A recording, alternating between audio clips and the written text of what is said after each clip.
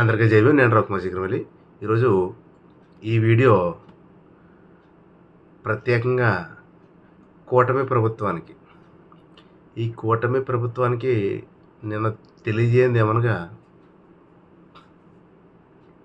మన రాష్ట్రం అభివృద్ధి చెందింది అన్నారు.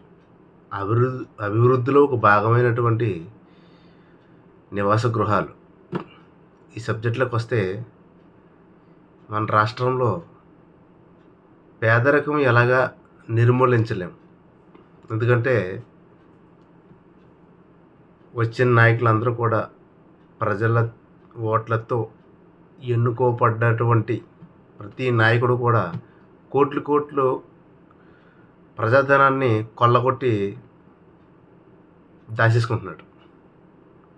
కనుక పేదలుగానే మిగిలిపోతున్నారు, ధనికులుగానే పెద్దోళ్ళు అయిపోతున్నారు.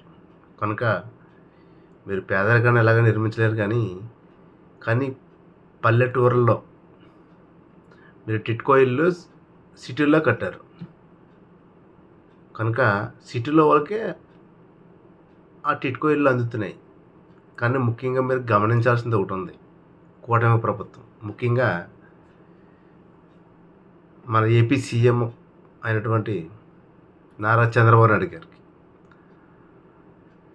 అదే ప్రజా సంక్షేమం కోసం ప్రతి క్షణం పాటుపడుతున్న మన డిప్యూటీ సీఎం పవన్ కళ్యాణ్ గారికి, వీళ్ళిద్దరికీ నేను చెప్పేది ఏంటంటే, సిటీల్లో కాదు పల్లెటూర్లలో చూడండి. ఈ పల్లెటూర్లలో ఇల్లు లేని వాళ్ళు చాలామంది ఉన్నారు, బిల్డింగ్లు కట్టుకోలేని వాళ్ళు చాలామంది ఉన్నారు. కానీ తాటాకింట్లో కాపురాలు చేస్తున్న వాళ్ళు చాలా కుటుంబాలు ఉన్నాయి.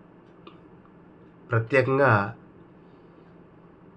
ప్రతి గ్రామంలో కూడా, ఏ గ్రామంలో తాటాకు ఇల్లు ఉంది, శిథిలమైపోయినటువంటి ఇల్లు ఉంది, ఆ గృహాలను గుర్తించి వాళ్ళకి ఉచితంగా డబుల్ బెడ్రూమ్ ప్లాట్లు కట్టించి ఇవ్వాలని ఈ మీడియా ద్వారా ఈ కూటమి ప్రభుత్వాన్ని నేను డిమాండ్ చేస్తున్నాను.